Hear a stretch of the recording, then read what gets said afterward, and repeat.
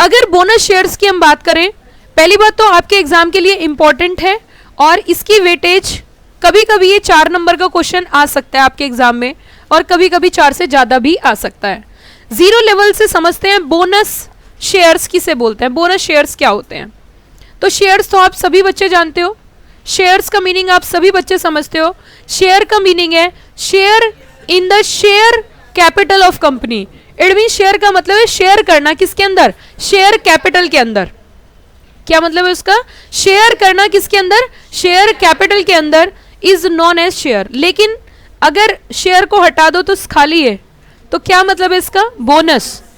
It means bonus का मतलब तो बोनस ही होता है। बोनस का मीनिंग क्या समझते हो, एक्स्ट्रा, जिसके लिए कुछ पे ना करना पड़ रहा हो, फालतू। तो कहीं ना कहीं हम कह सकते हैं यहाँ पे जो शेयर्स मिल रहे हैं उनके बदले में आपको कोई पेमेंट नहीं करना, किसी तरीके का कोई पैसा नहीं देना, इसी वजह से उसका नाम क्या रखा गया, bonus shares. It means no need to pay a single money, आपको 1 रुपए भी उसके लिए पेमेंट नहीं करना है। लेकिन कंपनी ऐसी मेहरबान क्यों हो रही है, शेयर होल्डर्स के ऊपर इतनी मेहरबान क्यों हो रही है, क्यों फ्री में शेयर बांट रही है। अगर आपके पास पहले से 100 शेयर्स हैं तो 100 के बदले आपको 50 शेयर्स एक्स्ट्रा मिल रहे हैं। तो जो 50 एक्स्ट्रा मिल रहे हैं उनके बदले पेमेंट नहीं ले रहे, कैश नहीं आ रहा, कैश नहीं आ रहा कंपनी के पास। जनरल रूटीन नॉर्मल नेचर क्या होता है कि कंपनी को कैश मिलेगा और कंपनी बदले में शेयर देगी। लेकिन यहाँ पे सिर्फ क्या हो रहा है, कंपनी शेयर दे रही है। इट मीन्स एसेट साइड तो अफेक्ट ही नहीं हो रही, जो फंड है फंड फ्लो तो अफेक्ट ही नहीं हो रहा। तो फंड फ्लो जो अफेक्ट नहीं हो रहा है उसकी जगह जो इधर आपके रिजर्व्स हैं, क्या है, रिजर्व है लाइबिलिटी साइड, उन्हीं को किस में कन्वर्ट कर रहा है, कैपिटल में। किस में कन्वर्ट कर रहे हैं, कैपिटल में। इसीलिए क्या बोला जाता है इसे, कैपिटलाइजेशन ऑफ रिजर्व। क्या बोलते हैं, capitalisation of reserve. It means company के पास बहुत सारा कमाया हुआ धन है और वो धन शेयर के रूप में शेयर होल्डर्स को देना चाहती है। That is known as bonus shares. Company ने बिजनेस करके पैसा कमाया, उस बिजनेस को, उस बिजनेस वाले पैसे को जो उसने इनकम अर्न करी है उसको कैपिटल के रूप में सब में बांटना चाहती है। That is known as bonus shares. क्या बोलते हैं उसे, bonus shares. Direct benefit to the shareholders. आपके पास अगर अभी 100 शेयर्स थे तो अब आपको 150 शेयर्स मिल रहे हैं, 150 शेयर्स। It means 50 extra. क्या बोला मैंने, 50 एक्स्ट्रा शेयर्स आपको दिए जा रहे हैं। जो 50 एक्स्ट्रा शेयर्स मिल रहे हैं वो फ्री ऑफ कॉस्ट दिए जा रहे हैं। तो it gives a direct benefit to the shareholders without taking any money. और जब कभी ऐसा होता है तो आप भी कहीं ना कहीं शेयर होल्डर्स की वर्थ इंक्रीज होती है, शेयर होल्डर्स की वैल्यू इंक्रीज होती है। क्यों, क्योंकि अभी तक जो आपको डिविडेंड मिल रहा था वो किस पे मिल रहा था, 100 पे। अब कितने पे मिलेगा, 150 पे। अभी आपके पास जो एसेट्स थी वो 100 शेयर्स इंटू 100 कर दो तो कितना हो जाएगा, 10,000। लेकिन अब आपके पास जो है वो 50 शेयर्स एक्स्ट्रा हो गए हैं तो अब एक्स्ट्रा 5,000 और बढ़ गई, तो वर्थ कितनी हो गई, 15,000। Are you got the point. तो देखिए बोनस शेयर्स के बारे में कुछ समझते हैं, बोनस शेयर्स के कुछ नियम समझते हैं कि क्या नियम कंपनी को, आपको क्यों पढ़ाया जा रहा है बोनस शेयर्स। आपको इसलिए पढ़ाया जा रहा है क्योंकि एज ए कंपनी सेक्रेटरी कल जब कंपनी में बोनस इशू आएगा तो आपको लॉ के प्रोविजन की नॉलेज होनी चाहिए। तो देखिए पढ़ते हैं इसमें डिटेल में। वो कंपनी में by its article provide capitalise its profit. It means profit is convert into capital by issuing क्या, fully paid bonus shares. By issuing what, fully paid bonus shares. The issue of bonus shares by a company is a common feature.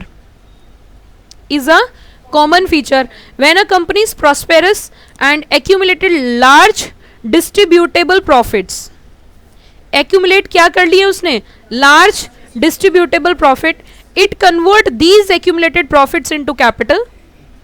और ये accumulated कमाए हुआ धन किस में convert होता है, कैपिटल में। और वो कैपिटल किस में बांट दी जाती है, शेयर होल्डर्स में। Same capital is distributed among the shareholders. Members do not have to pay any amount for such shares. It means इसके लिए आपको कोई पेमेंट नहीं करना, they are given free. Bonus share allotted to member do not represent क्या, taxable income in the hands, in their hands. It means it is not a taxable income. अब मैं यहाँ पे आपको एक पॉइंट रखना चाहती हूँ। राइट इशू, राइट जो है बोनस इशू का वो कब मिल सकता है, जब शेयर्स एक्चुअली में क्या हो चुके हों, अलॉट। अगर आपके पास पहले से शेयर हैं तभी तो शेयर के बदले दूसरे शेयर्स दिए जाएंगे, मतलब उन्हीं के रेशियो में। इट मीन शेयर्स क्या होने चाहिए, एक्चुअली अलॉटेड। तो यहाँ पे इन्होंने कहा issue of bonus shares is a bare machinery undistributable profit. Vesting of right in bonus share takes place when the shares are actually allotted, not from any earlier date. Allotment से पहले नहीं हो सकता. It means allotment के बाद ही आपको क्या दिया जाएगा? बोनस शेयर्स दिया जाएगा. Are you got the point? तो हम इसे क्रक्स में क्या लिख सकते हैं? Process of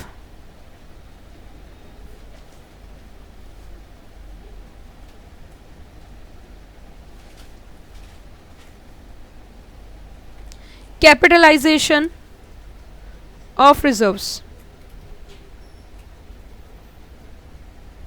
Capitalization of reserves.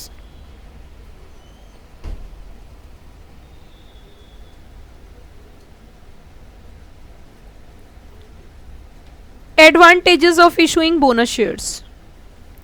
What is the advantage of bonus shares? आप खुद बताओ. पैसा आया नहीं है ना, तो फंड कोई इफेक्ट ही नहीं है. जब पैसा आएगा तभी तो फंड इफेक्ट होगा. यहाँ कैश आया ही नहीं है. कैश आता है तो फंड इफेक्ट होता है. It means fund flow is not affected. Market value of company shares comes to down their nominal value by issue bonus shares. देखो सिंपल सी बात है, अभी तक बांटने वाले कम थे, अब बांटने वाले लोग ज्यादा हो गए. पहले टोटल प्रॉफिट डिवाइड हो रहा था, मान के चलिए 1000 शेयर्स थे, अब बोनस इशू के बाद 2000 हो गए, तो प्रॉफिट कितने में बटेगा? 2000 में. Got the point. आगे क्या कह रहे हैं? Market value of member share holding increase with increase in number of shares in the company. अभी तक एक व्यक्ति के पास 100 शेयर थे, लेकिन अब एक के पास कितने हैं? 150. तो अभी वो 100 बेच सकता था, लेकिन अब कितने बेच सकता है? 150. Bonus share is not an income. Bonus share क्या नहीं है, इसी वजह से वो क्या नहीं है? टैक्सेबल भी नहीं है. Paid up share capital increase with issue of bonus shares.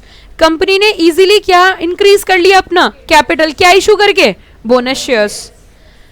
अब मुद्दा उठता है बोनस इशू जो है वो कहां से आएगा? मतलब बोनस शेयर्स आप दे तो रहे हो, लेकिन बदले में आप पैसे कहां से दोगे? उसके बदले कुछ ना कुछ रखना पड़ेगा ना.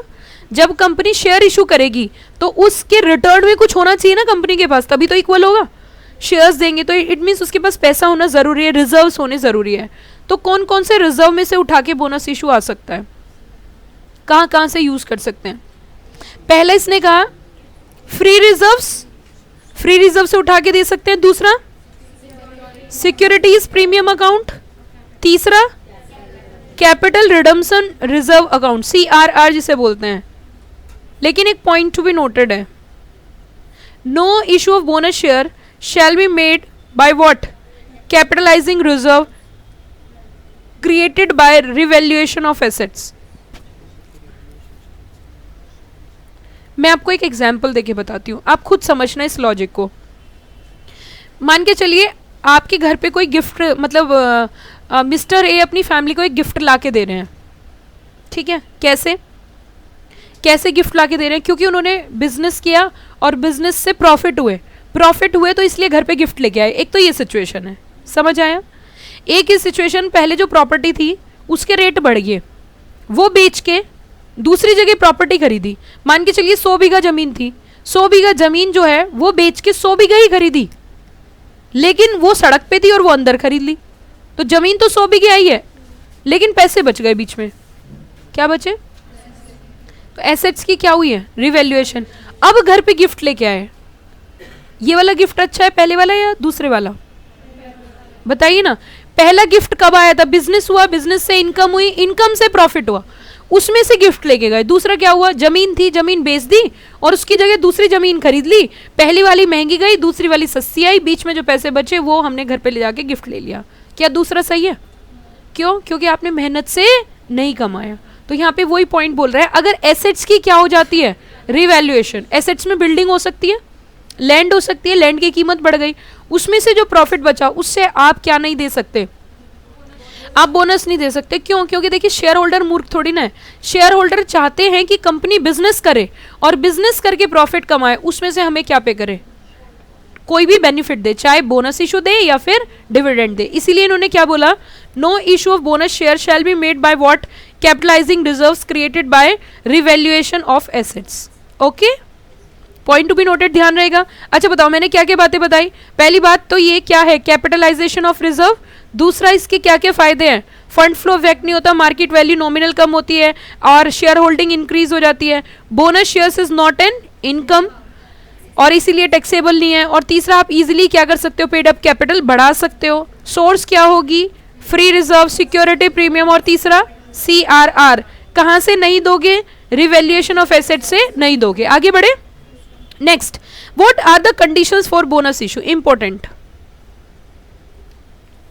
बोनस इशू की क्या क्या कंडीशन है, क्या क्या कंडीशन पूरी करके आप बोनस इशू ला सकते हो। पहला, आपके आर्टिकल्स में पावर होनी चाहिए। मैम आर्टिकल क्या होता है, article of association. Article of association is a document of company. Article of association क्या है, कंपनी का डॉक्यूमेंट है जिसके अंदर कंपनी के इंटरनल रूल्स एंड रेगुलेशंस होते हैं जो कंपनी को इंटरनली चलाते हैं। दूसरा क्या, बोर्ड रिकमेंड करेगा, it has been recommendation of the board been authorise in general meeting of company. देखो आप मुझे सिंपल सी बात बताओ, कंपनी में पैसा किसका है, शेयर होल्डर्स का, और उस पैसे को डायरेक्शन कौन दे रहे हैं, डायरेक्टर्स। तो पैसा किसके हाथों में जा रहा है, डायरेक्टर्स। बिजनेस भी कौन कर रहे हैं, डायरेक्टर्स। एक्स्ट्रा पैसा है या कम पैसा है, इस बात की जानकारी किसे होगी, डायरेक्टर्स। तो इट मींस जो जानकारी डायरेक्टर्स के पास है वही रिकमेंड करेंगे कि क्या आना चाहिए, बोनस इशू आना चाहिए। समझ आ रही है बात। तो इट मींस यहाँ पे रिकमेंडेशन किसकी होनी चाहिए, बोर्ड की। मैंने जो जो पॉइंट्स है उनको कीवर्ड डार्क कर रखे हैं। Next point, C point. सब बच्चे पढ़ो और बताओ ये क्या कहना चाह रहा है। सी और डी पॉइंट,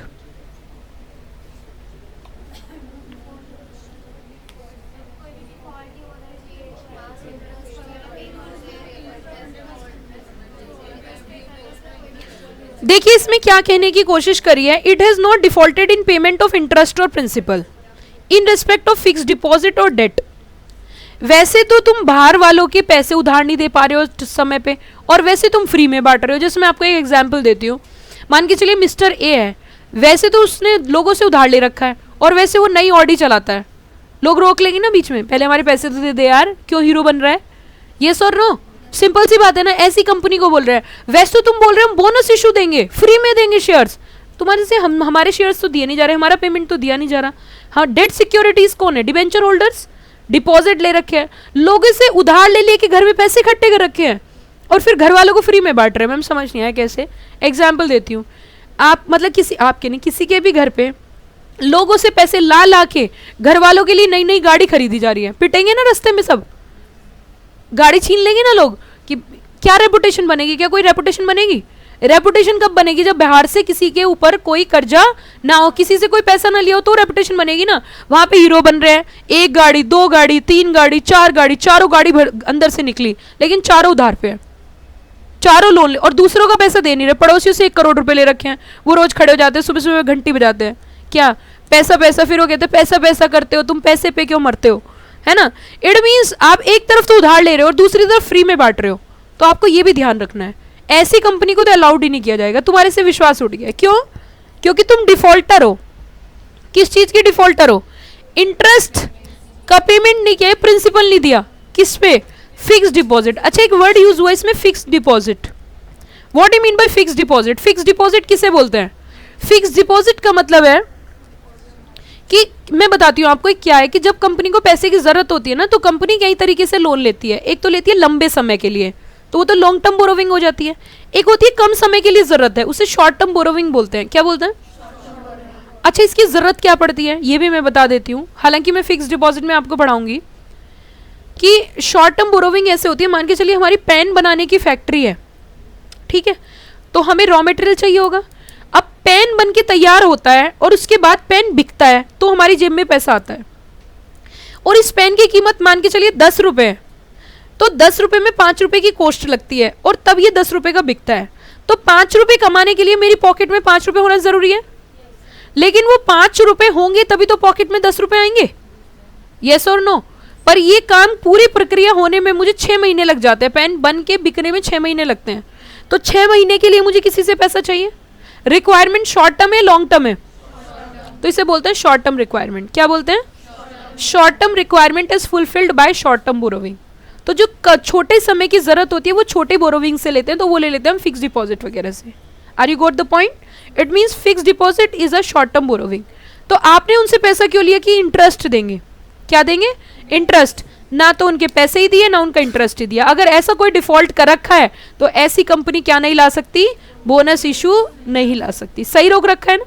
दूसरा, इट हैज नॉट डिफॉल्टेड, नहीं होनी चाहिए in respect of payment of statutory dues of employees such as PF, gratuity, bonus etcetera. अब सुनो, यहां पे एक वर्ड यूज किया, स्टैट्यूटरी ड्यूज। स्टैट्यूट्स मींस कानून, कानून के द्वारा जो ड्यूज है, जो आपको पेमेंट करने हैं एम्प्लॉयज के। एक्चुअली क्या है कि जैसे कि कंपनी में जब एम्प्लॉयज काम करते हैं ना, तो उनको बहुत सारे बेनिफिट मिलते हैं। जैसे एक आदमी ने 5 साल से ज़्यादा एक ही कंपनी में काम किया लगातार, तो उसने अपनी लाइफ के इंपॉर्टेंट टाइम कंपनी को दिया, तो लॉ कहता है कि उस कंपनी के मालिक को, उस एम्प्लॉय को ग्रेचुटी देनी पड़ेगी। क्या देनी पड़ेगी? पर क्यों? क्योंकि उसने अपनी जिंदगी के 5 साल एक ही कंपनी में काम किया। अगर 5 साल से पहले चले जाते तो कोई ग्रेचुटी नहीं देनी।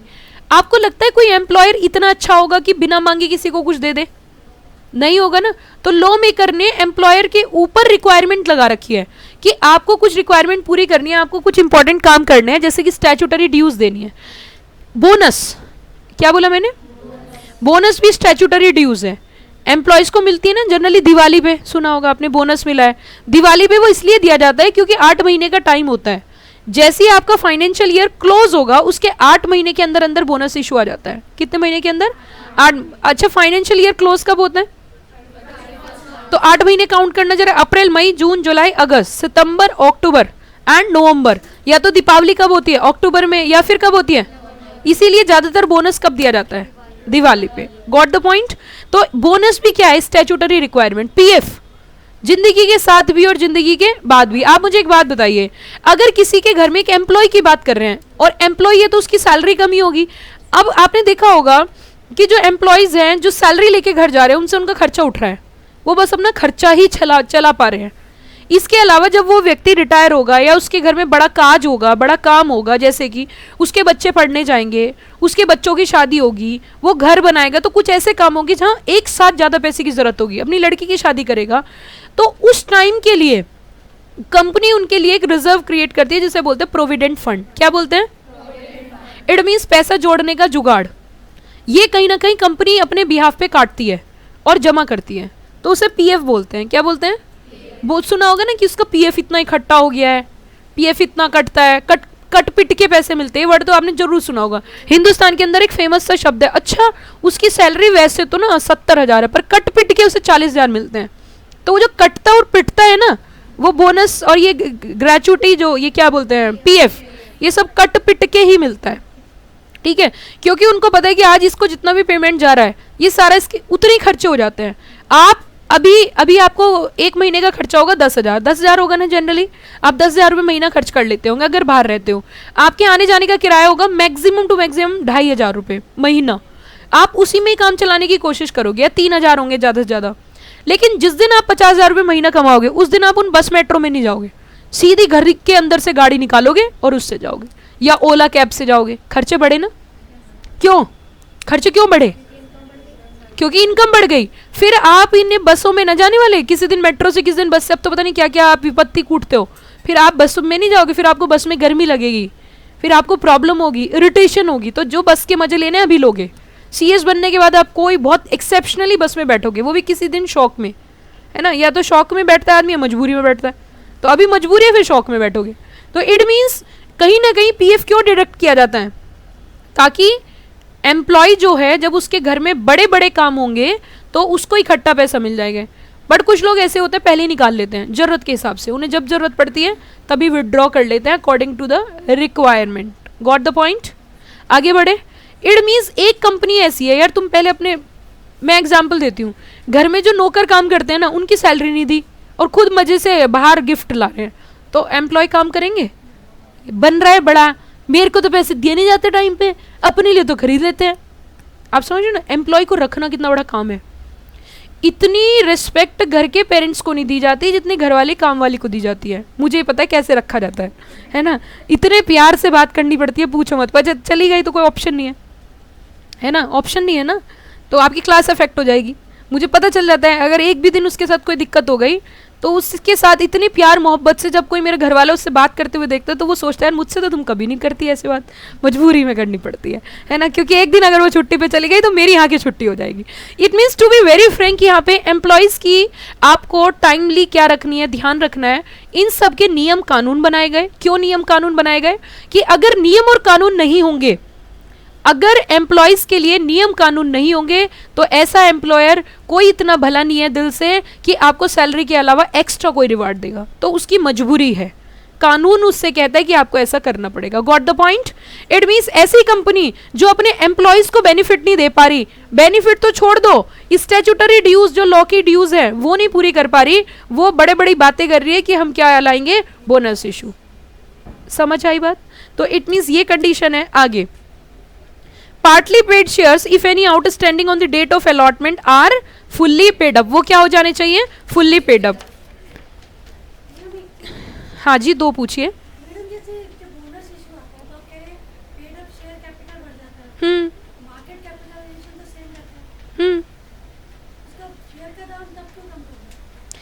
उसमें शेयर के नॉमिनल वैल्यू ये कह रहे हैं कम कर देते हैं। उसमें बेसिकली क्या होता है कि जैसे ही मान के चलिए अभी आज की डेट में कंपनी के जो प्रॉफिट्स हैं, जितने नंबर ऑफ शेयर होल्डर्स बढ़ते हैं उस हिसाब से इफेक्ट हो जाता है।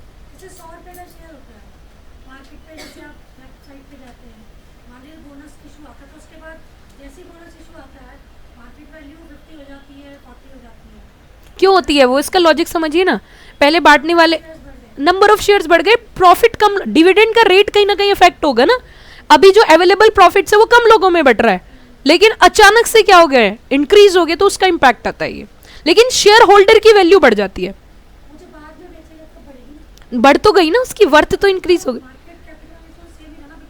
देखिए क्या होता है कि अभी आज के डेट में आपके पास अगर 100 शेयर है तो आप मालिक कितने शेयरों के, 100, लेकिन अगर 50 और मिल गए तो अब आप कितने का हक हो गया, आपका 150, तो आपकी तो वर्थ इंक्रीज हो गई ना। वो तो आज बेच दो, आप आज चाहो आज बेच दो शेयर्स, आपको तो पैसे मिल ही जाएंगे ना। नहीं, उतने क्यों मिलेंगे, नहीं वो तो हो जाती है, लेकिन कहीं ना कहीं वर्थ इंक्रीज हो जाती है। वो आज की डेट में तो इफेक्ट हुआ, लेकिन फ्यूचर में कहीं ना कहीं उसको बेनिफिट मिल जाता है और मार्केट प्राइस इंक्रीज हो जाता है। जब इतना बड़ा अच्छा डिविडेंड ये डिसीजन आता है कंपनी की तरफ से, तो उसका एक पॉजिटिव इंपैक्ट जाता है, क्योंकि प्राइस सेंसिटिव इन्फॉर्मेशन तो है ही। हाँ, उस समय के लिए इफेक्ट हो जाता है, बस ये है। ठीक है, आगे देखिए क्या कह रहा है ये, the partly paid shares if any outstanding on the date of allotment, वो क्या करना पड़ेगा, फुल्ली पेड अप। अब देखो, एज ए कंपनी सेक्रेटरी आपका कंप्लाइंस, आपकी कंपनी ने अनाउंस किया कि हम एक बोनस इशू लेके आना है, प्लीज नो टॉकिंग, हमें क्या लेके आना है, एक बोनस इशू। आप कंपनी के क्या क्या पॉइंट चेक करोगे, क्या क्या पहलू चेक करोगे, आर्टिकल्स में अथॉरिटी है, दूसरी क्या चेक करोगे, कंपनी ने कोई डिफॉल्ट तो नहीं कर रखा, और क्या चेक करोगे, कोई स्टैट्यूटरी ड्यूज पेंडिंग तो नहीं चल रहे, और क्या चेक करोगे, अगर पार्टली पेड शेयर है तो पहले क्या करवाओगे, शेयर्स को फुल्ली पेड। और ये काम किसका होगा, बोर्ड ऑफ डायरेक्टर्स का। तो बोर्ड ऑफ डायरेक्टर पहले क्या करेंगे, कॉल्स मंगवाएंगे और उन शेयर्स को क्या करेंगे, फुल्ली पेड। उसके बाद आप क्या लेके आ सकते हो, बोनस इशू। तो ये रिक्वायरमेंट है, ये रिक्वायरमेंट आपको ध्यान रखनी पड़ेगी, तभी आज की डेट में आपको बढ़ाई जा रही है।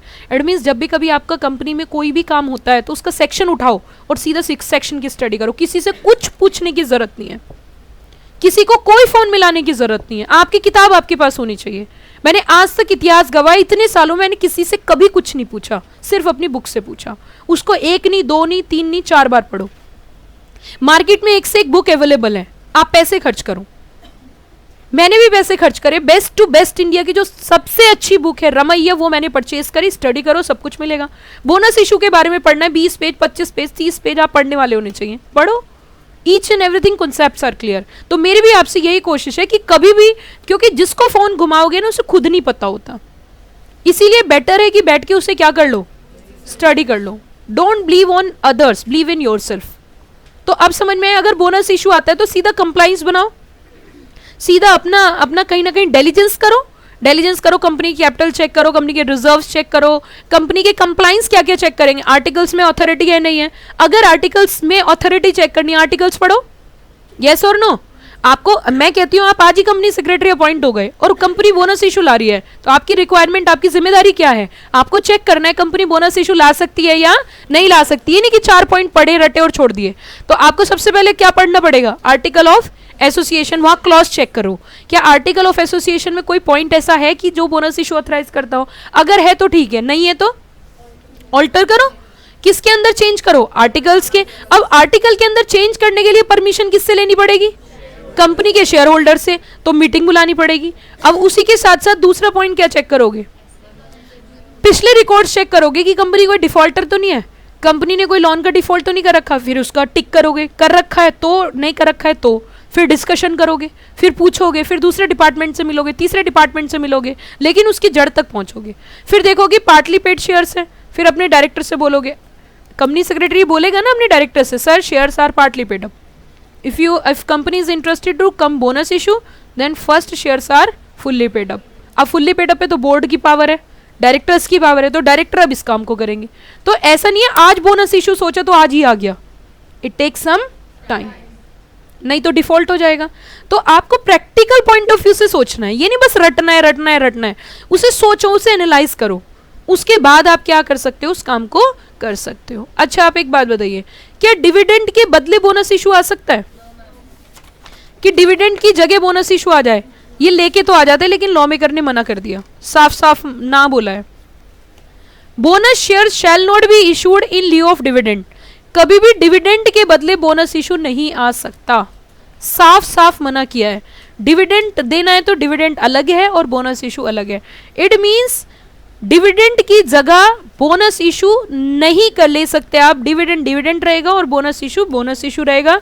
SEBI has issued regulation bonus issue which are contained in SEBI ICTR regulations। अब ये 2018 हो गए हैं।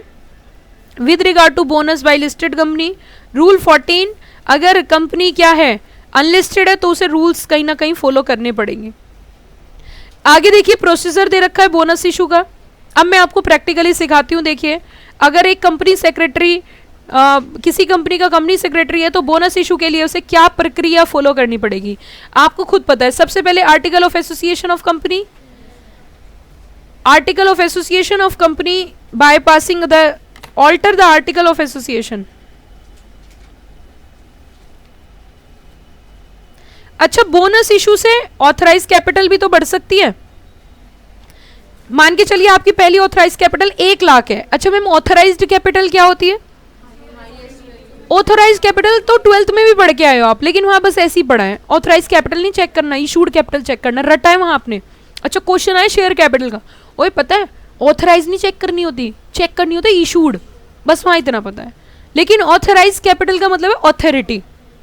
आपने डिपार्टमेंट से ऑथोरिटी ले रखी है कि इतने शेयर आप पब्लिक को इशू कर सकते हो, इतने सारे शेयर्स आप क्या कर सकते हो, पब्लिक को इशू कर सकते हो। अगर आपकी ऑथोरिटी के बाहर बोनस इशू जाता है, आपने 1 लाख की ऑथोरिटी ले रखी है, बोनस इशू लाने 50,000 का, तो टोटल कितने हो जाएंगे 1,50,000। लेकिन ऑथोरिटी सिर्फ कितनी की है 1 लाख, तो अब क्या करनी पड़ेगी, ऑथोरिटी बढ़ानी पड़ेगी, increase. Then if so make necessary alteration किसके अंदर करना पड़ेगा, एमओए और एओए। ऑथराइज कैपिटल कहाँ पे होती है, एमओए एंड एओए, तो चेंज किस में हो जाएगा, एमओए एंड एओए। अगर कंपनी लिस्टेड है तो कम से कम 2 दिन पहले जब बोर्ड मीटिंग होने वाली है तो उसके 2 दिन पहले बताना होगा स्टॉक एक्सचेंज को कि हमारी कंपनी बोर्ड मीटिंग करने जा रही है, और बोर्ड मीटिंग में जो चर्चा का विषय है वो है प्राइस सेंसिटिव इंफॉर्मेशन। फिर सुनो ध्यान से, आपको पता है मार्केट में क्या होता है कि जब शेयर मार्केट में ट्रेड होते हैं, ट्रेडिंग होती है, तो वो छोटी छोटी बातों से शेयर के प्राइस घटते हैं या बढ़ते हैं। मान के चलिए कंपनी की मैं कंपनी सेक्रेटरी हूँ, मुझे पता है कंपनी का बोनस इशू आने वाला है, तो कंपनी के शेयर के प्राइस फ्लक्चुएट होंगे, यस और नो, पॉजिटिव इंफॉर्मेशन है। मान के चलो आज की डेट में उसका जो एमपीएस था, मार्केट प्राइस पर शेयर, वो 500 रुपये था इशू आने से पहले, और अब कल को जब इशू आएगा, जब भी डेट को आएगा, उसके बाद उसकी कीमत हो जाएगी 700। तो कितने का उछाल आया, 200 रुपये का। अब मैंने अपने रिलेटिव से या किसी से भी बोल दिया एक काम करो, इस कंपनी के कल शेयर खरीद लो 500 में। शेयर खरीदा कितने में, और जैसी ही इंफॉर्मेशन आएगी बेच दो कितने में, 700 में। सीधा सीधा बेनिफिट कितने का हुआ, समझ आया? इट मीन्स कंपनी की ट्रेडिंग स्टार्ट हो जाएगी, उस कंपनी के शेयर खरीदने शुरू हो जाएंगे, डिमांड बढ़ जाएगी ना। गलत कह रही हूँ सही कह रही हूँ? अब वो जो डिमांड बढ़ेगी तो जो स्टॉक एक्सचेंज है, क्या है? स्टॉक एक्सचेंज है जहां पे शेयर्स की ट्रेड होती है। अच्छा, स्टॉक एक्सचेंज का मीनिंग क्या होता है? स्टॉक का मतलब शेयर्स, एक्सचेंज का मीन्स बदला। तो stock exchange is a place where shares का अदला बदला, यही हुआ ना। तो इट मीन्स स्टॉक एक्सचेंज पे वो ट्रेडिंग होगी, घटेगा और बढ़ेगा। कहाँ पे? Stock exchange. अब ये बात अगर स्टॉक एक्सचेंज को पहले ही पता चल गई तो वो ध्यान रखेगा ना। फिर समझो ध्यान से, अगर स्टॉक एक्सचेंज को ये बात पहले से ही पता चल गया कि इस कंपनी के अंदर कुछ होने वाला है, तो अब उस पर ज्यादा फोकस रहेगा, अलर्ट हो जाएगी। कैसे अलर्ट हो जाएगी? जैसे कि सूचना मिल जाती है, आर्मी को क्या मिल जाती है? सूचना, उन्हें पता है यहाँ विस्फोट हो सकता है, तो वो सीधा अपने कुत्तों को लेके पहुंच जाते हैं, तो वहां पे पूरा अलर्ट हो जाता है, अलर्ट कर देते हैं ना। किस बेसिस पे? On the basis of information. ऐसे ही स्टॉक एक्सचेंज को इंटीमेट कर दिया किसने? कंपनी ने, कि हम अब क्या करने वाले हैं, प्राइस सेंसिटिव इंफॉर्मेशन डिस्कस होने वाली है। किसमें? बोर्ड मीटिंग में। इट मींस स्टॉक एक्सचेंज क्या हो गया? अलर्ट हो गया। अब जैसे ही आज किसी ने ट्रेडिंग करनी स्टार्ट करी, चलो फटाफट शेयर खरीद लेते हैं, तो ऑटोमेटिकली स्टॉक एक्सचेंज को अगर लगा कि र्यूमर्स है तो कोई बात नहीं, लेकिन वो उस बात तक जाएगा, लगेगा कि अच्छा इस कंपनी में तो इनसाइडर ट्रेडिंग हो रही है, उसके टर्मिनल्स बंद कर देगा, ट्रेडिंग बंद। किसके पास पावर है? ये स्टॉक एक्सचेंज के। समझ आ रही है बात? इसी वजह से ये काम ना हो, इसी वजह से कम 2 दिन पहले, मीटिंग होने से 2 दिन पहले इंटीमेट किसे किया जाएगा? स्टॉक एक्सचेंज को अलर्ट किया जाएगा। Are you got the point everybody? कोई दिक्कत इसमें? आगे देखिए, अब क्या करो? बोर्ड मीटिंग करो, क्योंकि बोनस इशू को रिकमेंड करने की पावर किसकी है? बोर्ड की। Approve resolution to be passed in general meeting, authorise क्या किया जाएगा? बोनस इशू इंक्रीज करने के लिए आर्टिकल्स चेक करेंगे, और ये भी एंश्योरिटी करनी है, चेकिंग करनी है, बोनस इशू कहां से आना चाहिए? फ्री रिजर्व, सीआरआर, या फिर क्या? Security premium. लेकिन अगर वो इशू आ गया कहां से? आप अगर वो पैसा यूज कर रहे हो रिवैल्यूएशन से, तो वो भी अलाउड नहीं है। आर नोट कैपिटलाइज, ये चेक करो। डिफॉल्टर नहीं होनी चाहिए। किसके बदले नहीं आना चाहिए? डिविडेंड। डिविडेंड के बदले बोनस इशू नहीं होना चाहिए। Company once announce the decision of its board, bonus issue shall not subsequently withdraw the same. एक बार या तो कमिटमेंट करो मत, और एक बार कमिटमेंट कर दिया, हाँ, तो फिर मैं अपने आप की भी नहीं सुनता, तो कंपनी अपने आप की भी नहीं सुनेगी। If they are any partly paid share, ensure that, उनको क्या करना है? Fully paid. जनरल मीटिंग होगी और बोनस इशू का रिजोल्यूशन पास होगा, और जहां जहां तू होगा मेरा साया तेरे साथ होगा। जब भी कभी जनरल मीटिंग होगी और वहां पे शेयर होल्डर की परमिशन ली जाएगी, तो उसे क्या बोलते हैं? रिजोल्यूशन। क्या बोलते हैं? रिजोल्यूशन। जब भी रिजोल्यूशन पास होगा, इसकी इंफॉर्मेशन आरओसी को जाएगी in the form number MGT 40। आगे देखिए, फीस वगैरह दी जाएगी। अब 2 महीने के अंदर अंदर लाओ हमारे क्या? Share certificate. उसी के साथ साथ अगर प्राइवेट कंपनी है तो 60 डेज के अंदर अंदर इंटीमेट। चलो चली अनारकली, कहाँ चली? Disco. It means intimate to the depository. And अगर लिस्टेड कंपनी है तो LODR रेगुलेशंस भी क्या करने पड़ेंगे? फॉलो करने पड़ेंगे। LODR भी उसे फॉलो करने पड़ेंगे। एक बार LODR means listing obligation disclosure requirement regulations 2018। ठीक है, चले एक बार इसका क्रक्स बना लेते हैं।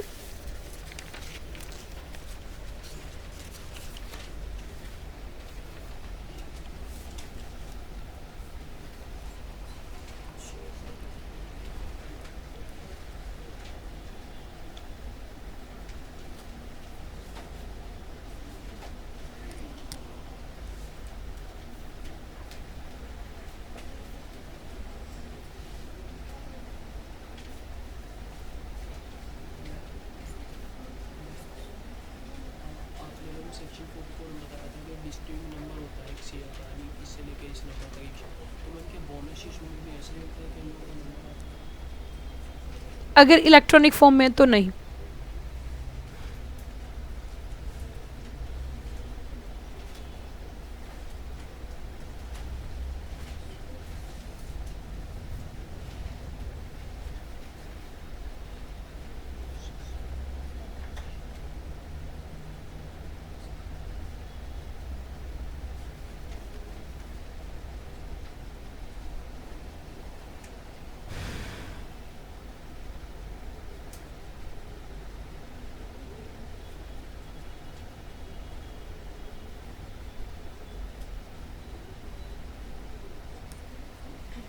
चेक करनी पड़ेगी पावर एओए में है या नहीं है, और लिमिट चेक करनी पड़ेगी किसकी, authorise capital.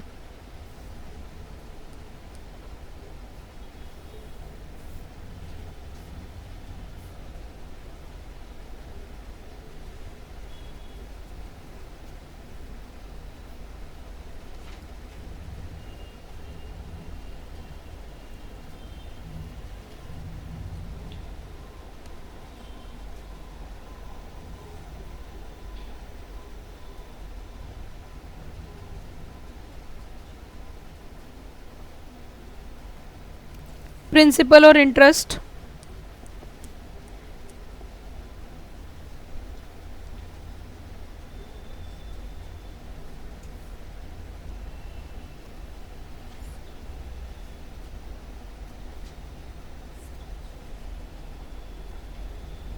Statutory dues,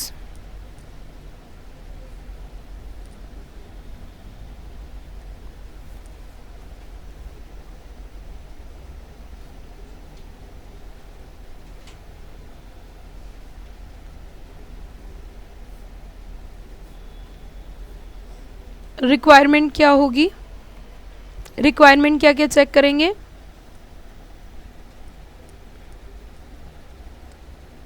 part लिए तो उन्हें क्या करो,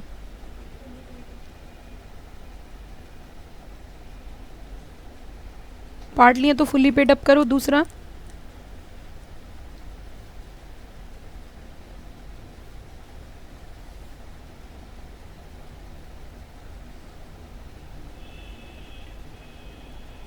इन लिeu ऑफ क्या नहीं होनी चाहिए, dividend,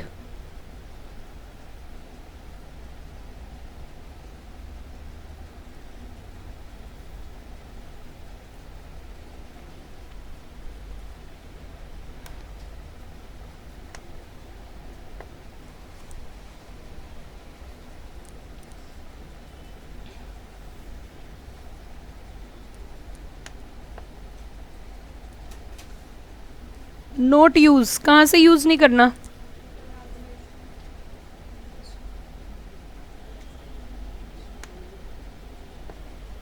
revaluation of reserves,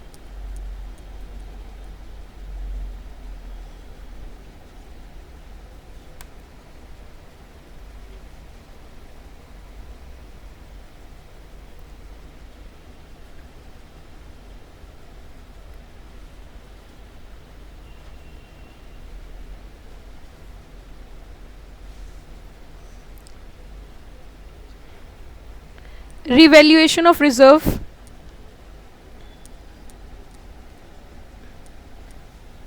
source बताइए क्या क्या होगी,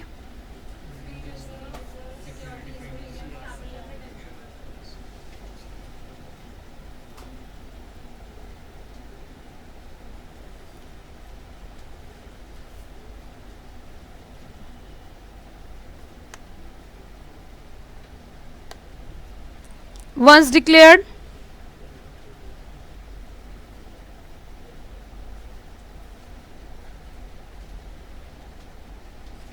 not cancelled,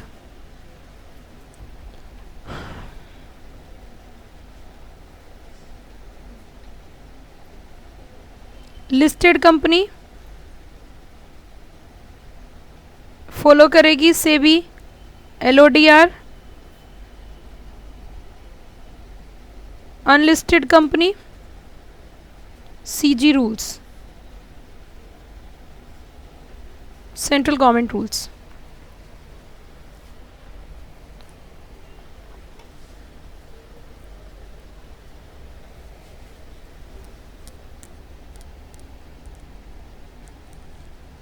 central government rules, listed company है तो SEBI LODR, and unlisted company है तो सेंट्रल गवर्नमेंट रूल्स।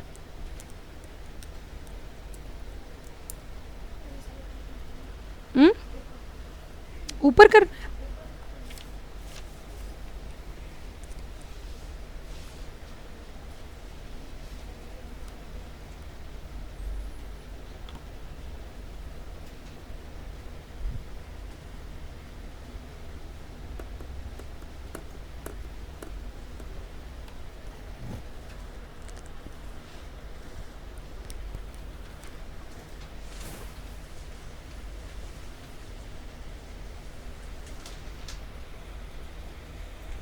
चलें आगे। उसी के साथ साथ आपका ये पूरा का पूरा बोनस इशू खत्म हो जाता है। कंप्लीट हो गया आपका बोनस इशू का पूरा टॉपिक जो कि मैंने आपको पढ़ाया।